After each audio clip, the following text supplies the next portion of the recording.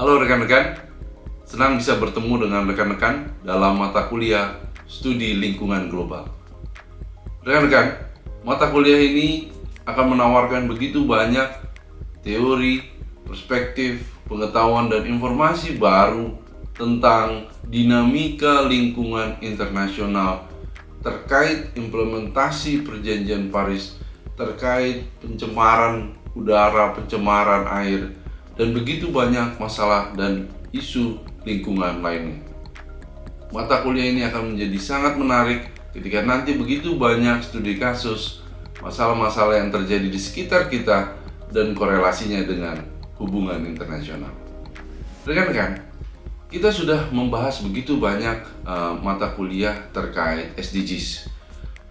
Kalau teman-teman lihat di channel YouTube saya, di sana sudah ada materi tentang peminatan lingkungan dalam SDGs dan juga pembahasan tentang SDGs secara histori, sejarah, dan juga kita sudah mengklasifikasikan, mengkategorisasikan SDGs ke dalam SDGs keamanan, lingkungan, dan ekonomi. Nah, di dalam mata kuliah ini akan menjadi sangat menarik ketika kita akan membahas tentang 6 tema besar, 6 teori besar yang kita bahas. Yang pertama adalah kita akan membahas tentang diplomasi lingkungan. Di dalam video ini kita akan membahas secara spesifik tentang diplomasi lingkungan. Materi kedua yang akan dibahas adalah terkait para diplomasi lingkungan. Nah, di sini kita akan melihat perbedaan antara diplomasi lingkungan dengan para diplomasi lingkungan. Yang ketiga, kita akan membahas terkait keamanan lingkungan, environmental security. Studi lingkungan global tidak dibatasi hanya pada isu-isu ekonomi, tapi juga isu-isu keamanan. Dan di dalam materi video ketiga kita akan membahas tentang keamanan lingkungan. Yang keempat, fenomena yang sangat penting juga yang saat ini terjadi adalah terkait aktivisme lingkungan. Begitu banyak organisasi aktivis seperti Greenpeace dan begitu banyak NGO lainnya terkait isu lingkungan. Di pertemuan keempat, kita akan membahas mengenai aktivisme lingkungan. Pertemuan kelima, kita akan membahas tentang green growth, solusi alternatif dalam dunia ekonomi politik internasional. Kita bisa mencapai kesejahteraan dengan cara yang berkelanjutan. Green growth menjadi topik yang sangat penting bagi teman-teman untuk kita bahas dan kita pelajari, karena ini menjadi sebuah solusi alternatif dalam teori pembangunan. Dan yang keenam, kita akan membahas tentang konflik lingkungan. Kita sudah terbiasa mendengar berita tentang konflik antar masyarakat dengan perusahaan, antara negara dengan penduduk lokal. Bagaimana mencari solusi terkait konflik lingkungan? Resolusi konflik kita akan bahas di pertemuan ke-6. Kira-kira seperti itu teman-teman, gambaran tentang mata kuliah studi lingkungan global. Keenam tema tersebut akan dibungkus dalam berbagai studi kasus seperti dalam studi diplomasi lingkungan yang akan kita bahas dalam video ini. Kita akan lihat dalam studi kasus di level ASEAN dan juga di level lokal dan berbagai studi kasus lainnya. Jadi dalam mata kuliah ini, studi kasus dengan teori akan menjadi sangat dekat. Baik, mari kita mulai pembahasan kita terkait diplomasi lingkungan. Rekan-rekan, apabila kita membahas tentang diplomasi lingkungan, tentu tidak akan lepas dari kepentingan nasional. Kepentingan nasional akan diterjemahkan dalam sebuah kebijakan luar negeri, dan diplomasi menjadi instrumen untuk mencapai kebijakan luar negeri. Ini adalah sebuah paket, satu paket yang selalu harus ada. Ketika kita membahas tentang diplomasi, maka kita akan membahas tentang kebijakan luar negeri dan kepentingan nasional.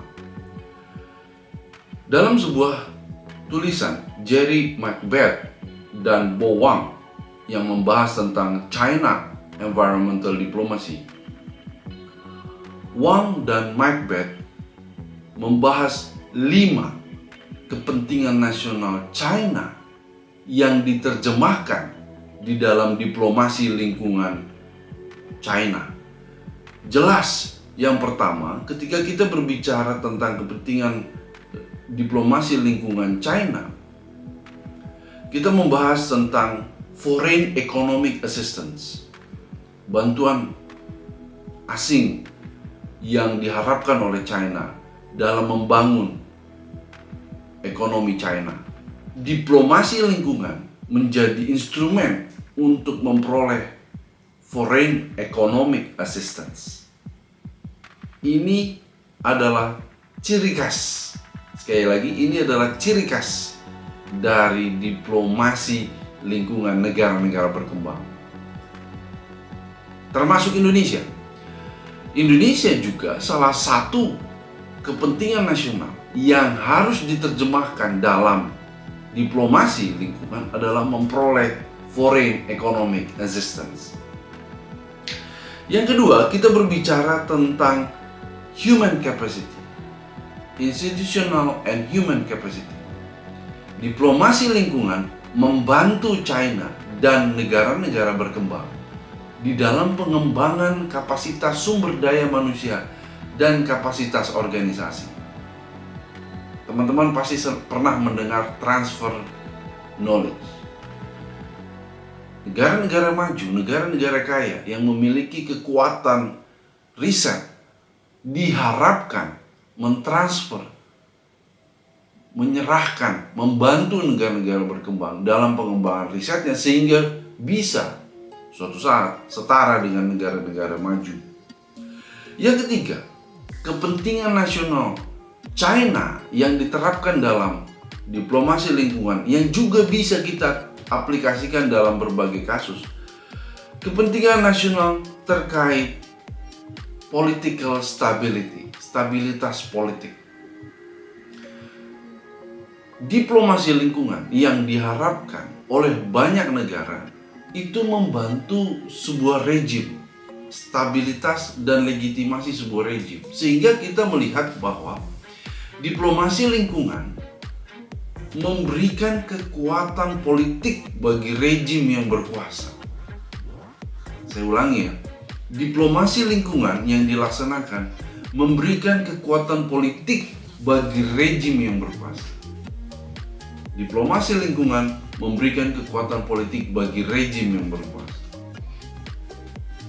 Yang keempat, terkait masalah-masalah yang dihadapi oleh masyarakat, yaitu polusi udara, polusi air, polusi suara, polusi tanah. Masalah-masalah ini merupakan dampak dari pertumbuhan ekonomi yang tidak berkelanjutan. Diplomasi lingkungan menjadi alat instrumen untuk mencapai pertumbuhan ekonomi yang berkelanjutan, yang tidak membahayakan bagi masyarakat dan lingkungan hidup. Yang kelima adalah terkait reputasi internasional.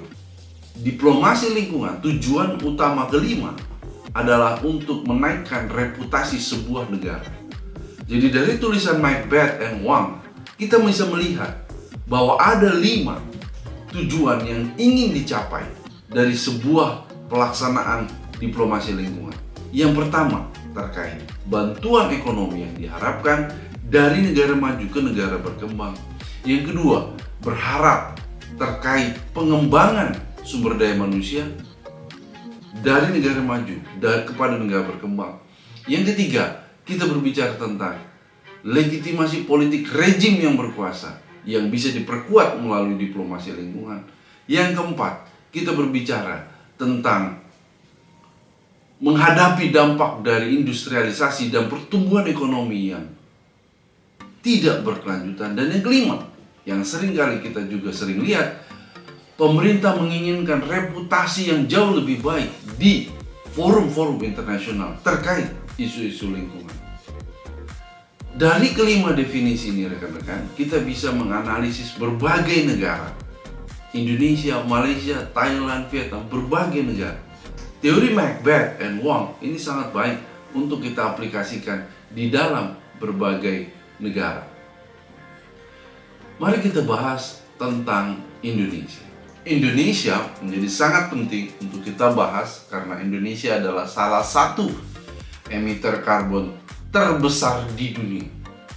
Bahkan pada saat terjadi kebakaran hutan, Indonesia menjadi emitter karbon ketiga terbesar di dunia setelah Amerika Serikat dan Tiongkok. Emisi karbon Indonesia sebagian besar dihasilkan dari degradasi lahan dan kebakaran hutan. Tetapi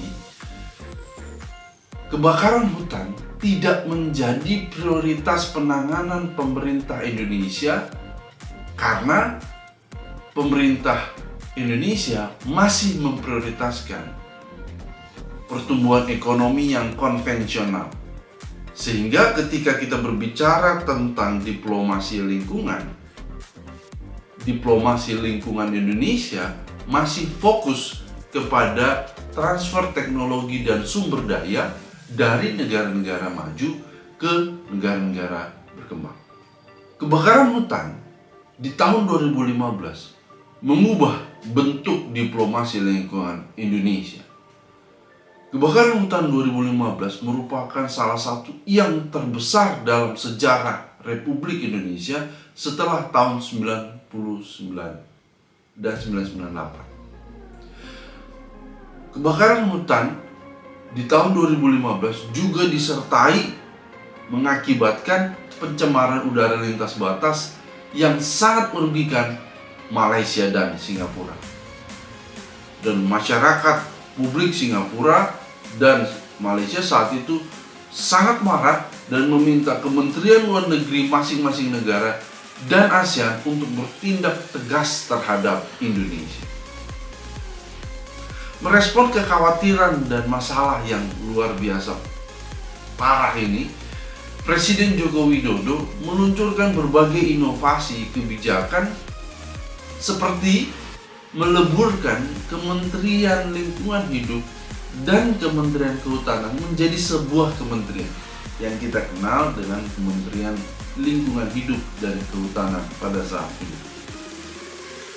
Selain itu, Badan Pelaksana REDD Plus dan Dewan Nasional Perubahan Iklim dilebur menjadi satu. Dilebur ke dalam Kementerian Lingkungan Hidup dan Kehutanan. Tidak cukup dengan inovasi tersebut, Presiden Joko Widodo di tahun 2015 juga meluncurkan organisasi baru yang kita kenal pada saat itu dengan nama Badan Restorasi Gambut.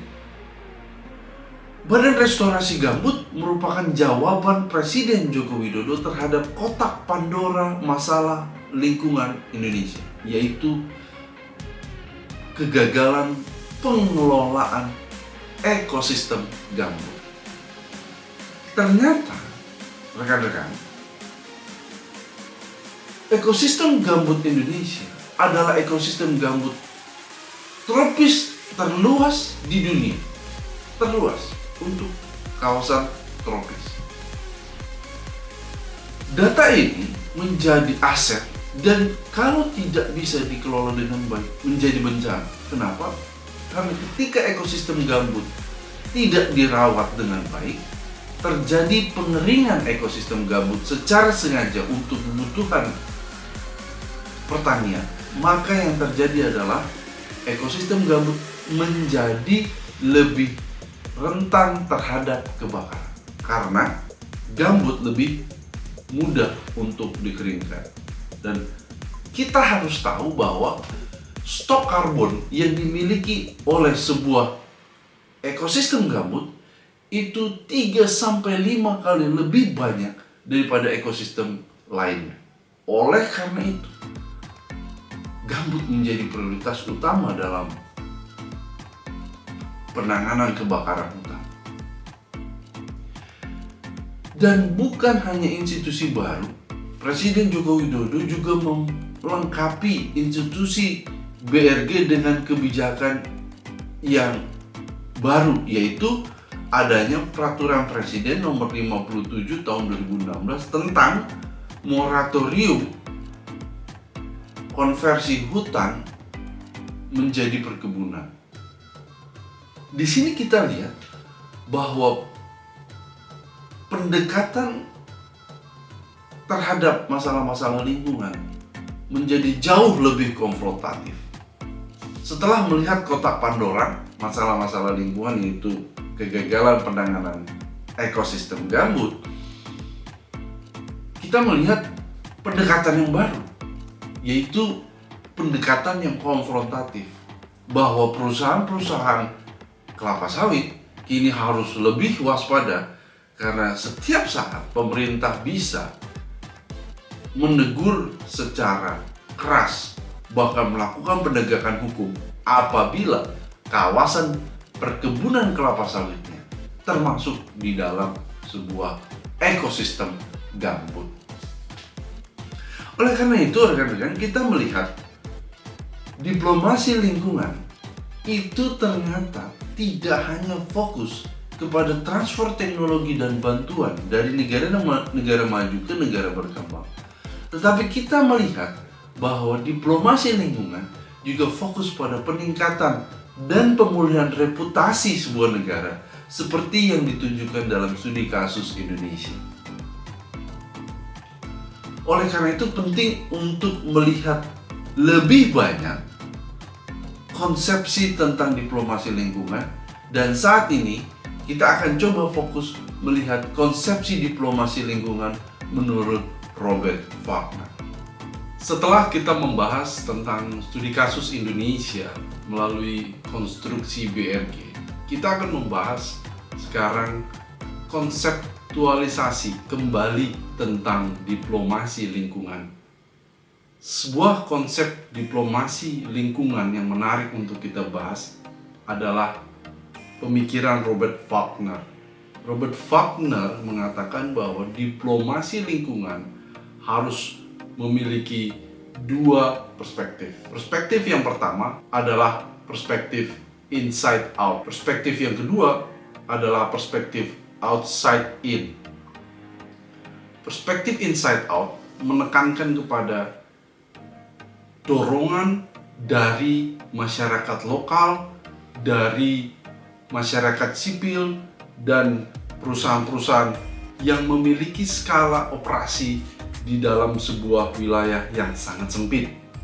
Dorongan tersebut mengarah ke organisasi internasional, mengarah ke negara yang melewati batas negara tersebut.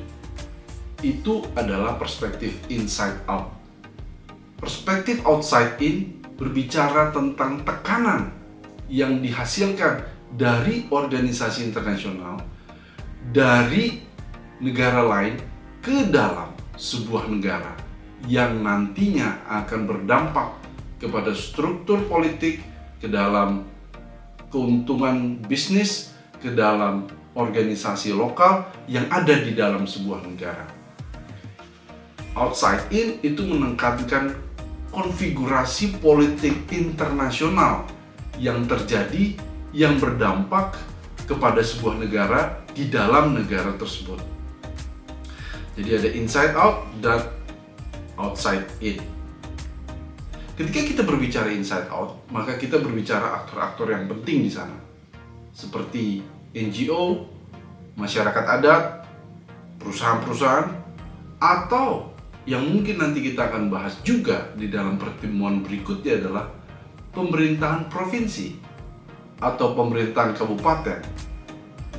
Pemerintahan provinsi dan kabupaten juga punya kekuatan untuk memproyeksikan kekuatannya, memproyeksikan ide dan norma-normanya ke organisasi internasional dan dalam hubungan luar negeri sebuah negara. Inside out berbicara peran dan dinamika dari NGO, masyarakat adat, perusahaan, atau pemerintah provinsi di dalam hubungan luar negeri sebuah negara, atau konfigurasi politik organisasi internasional.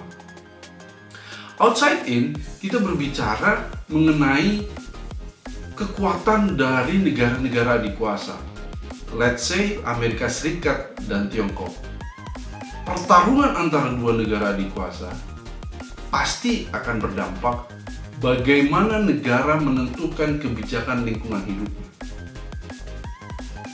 Sebagai contoh, Uni Eropa memiliki sebuah visi untuk menghijaukan industri dan bisnisnya, sehingga mereka melarang minyak sawit dari Indonesia. Ini adalah tekanan yang diberikan dari negara luar kepada sebuah negara dan berdampak bagaimana sebuah negara harus mengadaptasi kebijakan dari negara lain. Satu faktor dalam outside in adalah kekuatan negara adikuasa.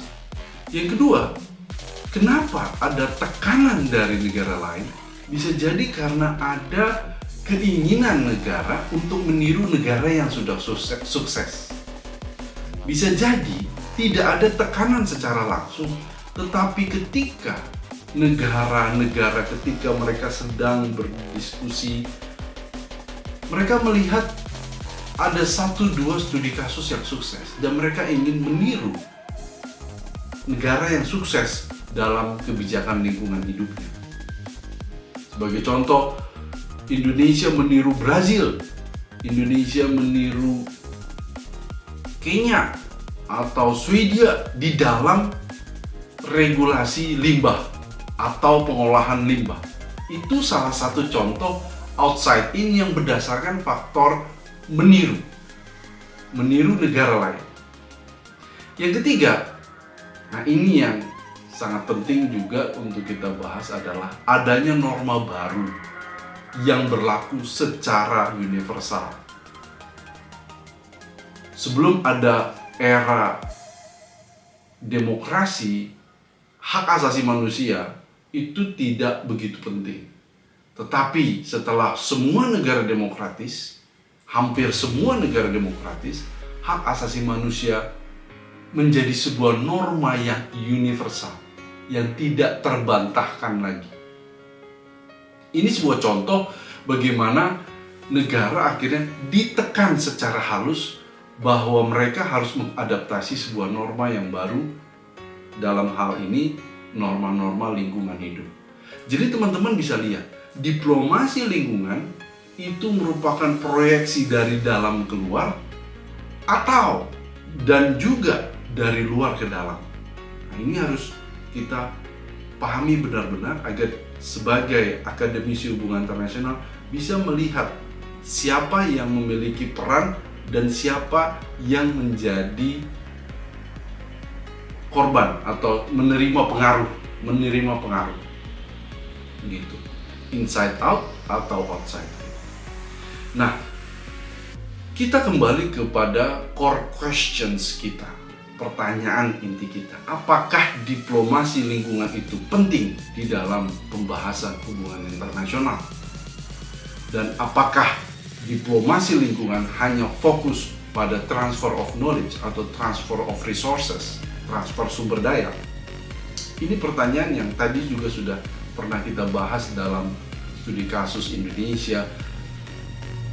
Diplomasi lingkungan dilihat sebatas proses transfer, pemindahan sumber daya dalam bentuk uang, sumber daya manusia, teknologi dari negara maju ke negara berkembang, yang akhirnya terbantahkan dengan fenomena polusi udara yang sifatnya nasional karena adanya kebakaran hutan, bahkan polusi udaranya sifatnya internasional. Oleh karena itu kita merenungkan ulang, teman-teman.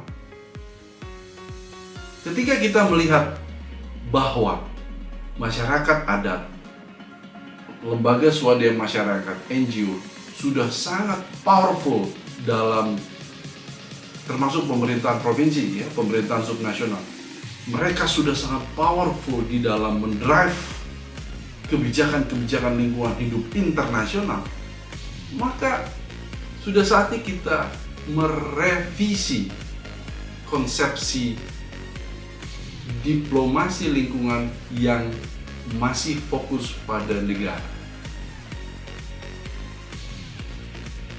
Negara itu dilihat sebagai dominant actors in international relations, aktor yang sangat dominan dalam hubungan internasional, bahkan satu-satunya aktor unit analisis dalam hubungan internasional.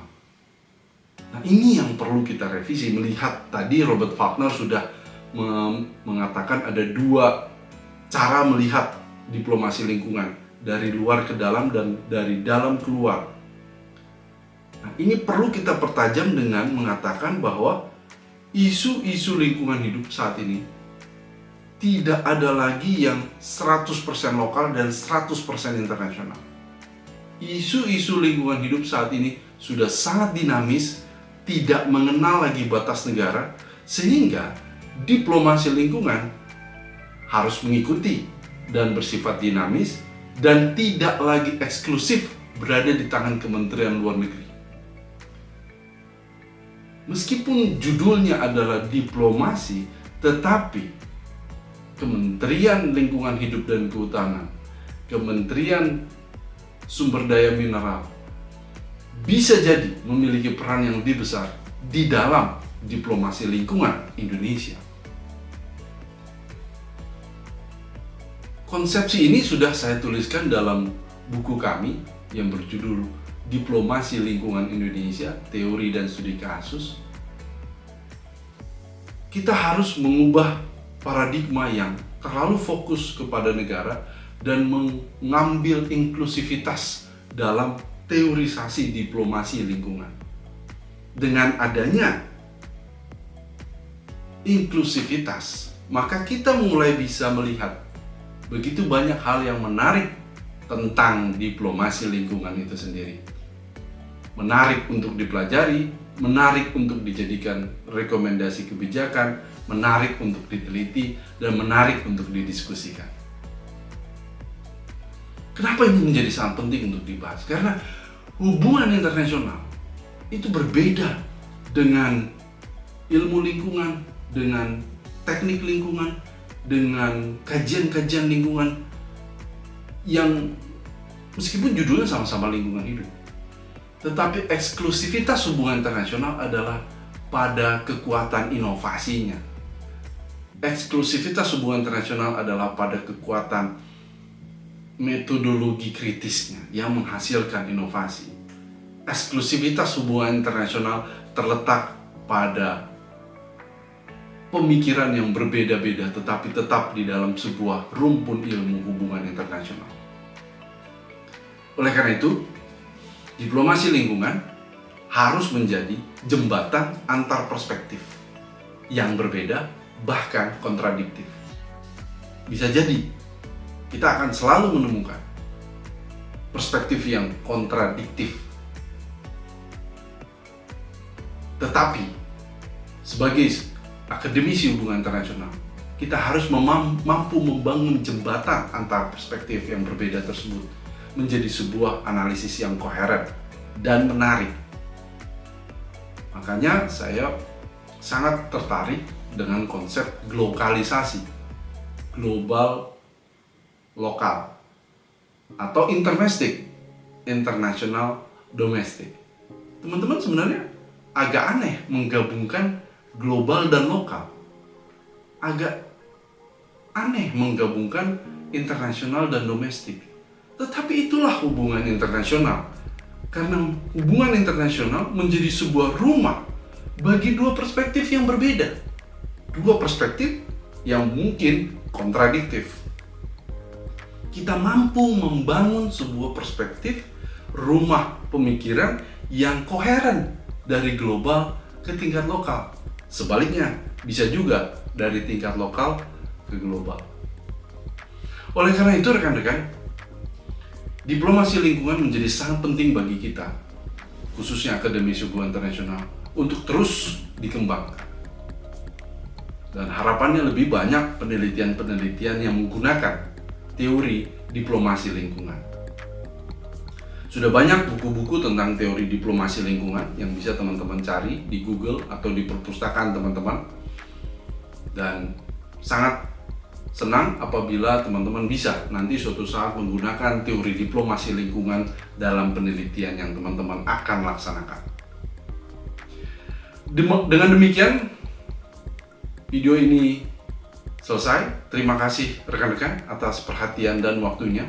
Untuk menutup pertemuan kita, seperti biasa, saya punya 3 pertanyaan yang bisa kita bahas dalam LMS UKI, yang nantinya kita akan bahas di dalam kelas dan dalam pertemuan-pertemuan kita. Pertemuan kita, pertanyaan-pertanyaan kita, pertama, 1. Mengapa diplomasi lingkungan sangat penting untuk dibahas dalam hubungan internasional? Mengapa diplomasi lingkungan menjadi sangat penting untuk dibahas dalam hubungan internasional?